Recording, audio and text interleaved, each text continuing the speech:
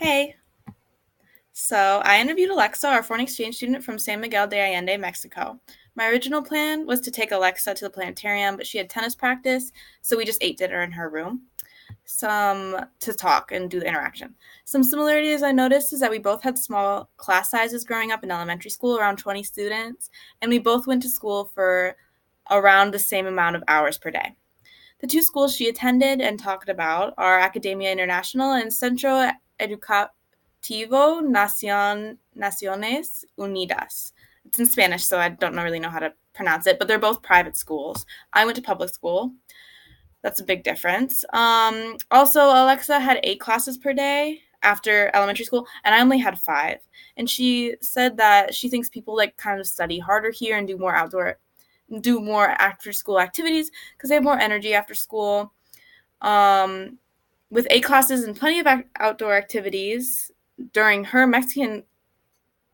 school in Mexico, kids would be tired at the end of the day. There's much more emphasis on her schools being outside, which points to Mexicans' culture of respecting, appreciating, and learning from nature.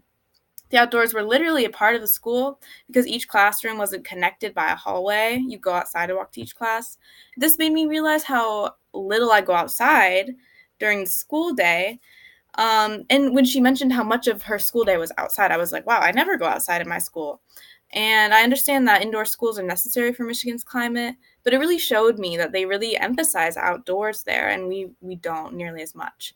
Alexa told me about the US history class that she's taking, and that made me realize how history is taught to kind of cover up and ignore the horrible things that the US has done. Like, for example, taking Texas from Mexico.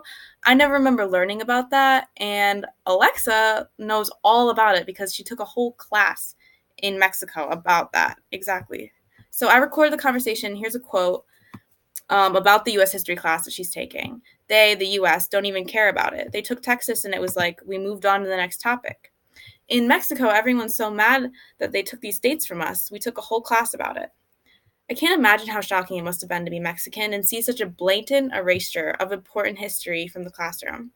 To the US, Texas is not a contested subject. It's our second biggest state. People are really proud of it.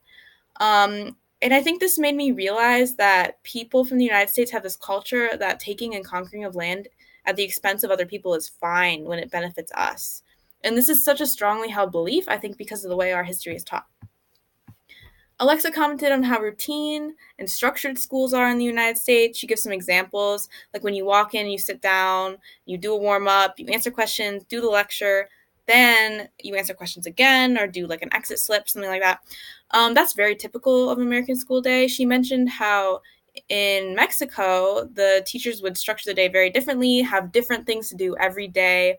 They'd facilitate group discussions surrounding the topic to see what you already know, do a group activity, and then discuss the findings from that group activity.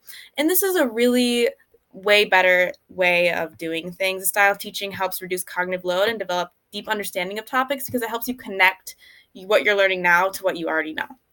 I loved interviewing Alexa, and I was happy to learn a little bit about Mexican culture.